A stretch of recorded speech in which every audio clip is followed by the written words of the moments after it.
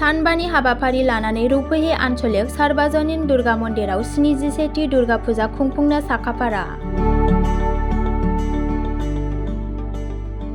बाक्सा जिल्लानि सालबारि महकुमानि रौपही हाथाइसालियाव थानाय दुर्गा मन्दिरा 1952 मायथाइयाव गायसनजेननायनिफ्राय लानानै दिनैसिम 71 बोसोराव आगान होबाय।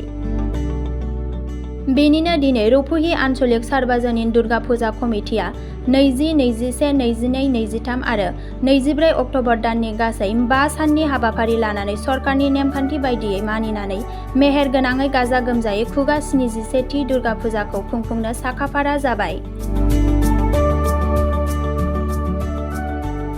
दासिम बिमा दुर्गानि मुर्ति बानायनाय आरो साइनासालि लुफुंनो थाखाय जायगा फोसाबनाय बायदिया सोलिगासिनो आरो बे साननैसोनि गेजेरावनो बिमा दुर्गा मन्दिरनि लांगोनायाव साइनासालि लुसिगोन।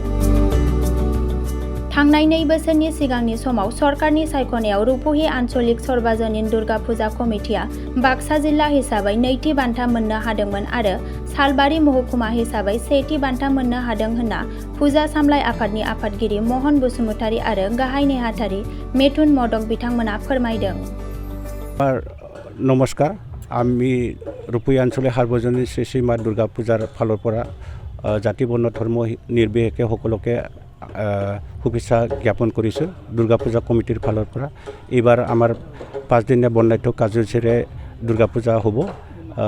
অহা 20 অক্টোবৰৰ পৰা 24 অক্টোবৰলৈ ইয়াত বিভিন্ন কাৰ্যসূচী আছে।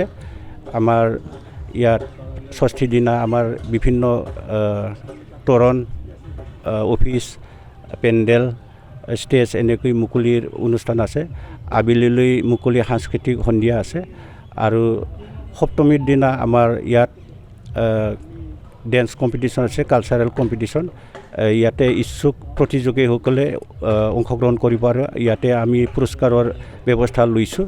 ইয়াত দশমীৰ দিনা আমাৰ ইয়াত কালচাৰেল নাইট আছে। আমি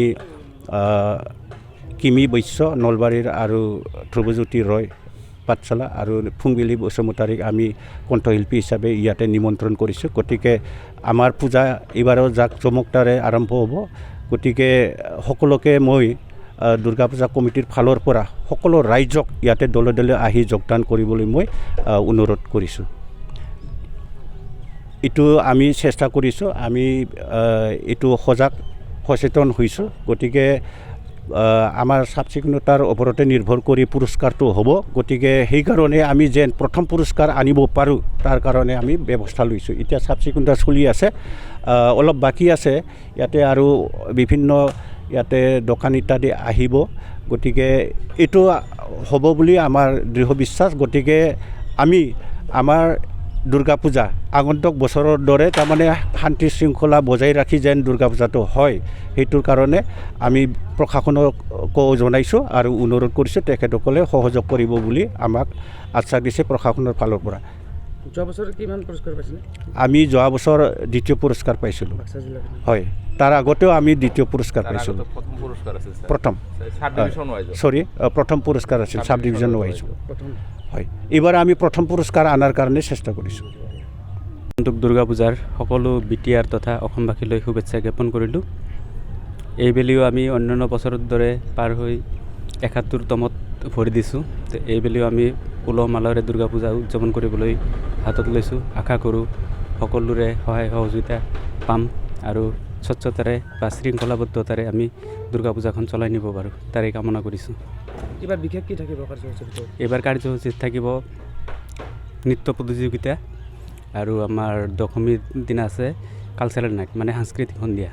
সাংস্কৃতিক সন্ধিয়াত আমি কণ্ঠশিল্পী হিচাপে নলবাৰীৰ পৰা কিমি বৈশ্য আৰু পাঠশালাৰ পৰা ধ্ৰুৱজ্যোতি ৰয় আৰু চিৰাঙৰ পৰা ফুংবিলি বসুমতাৰীক আমন্ত্ৰিত কৰিছোঁ। মেলা আছে, আমাৰ 5 দিনীয়া কাৰ্যসূচী আৰম্ভ কৰা হৈছে। থাকিব 20 তাৰিখৰ পৰা 24 তাৰিখলৈকে।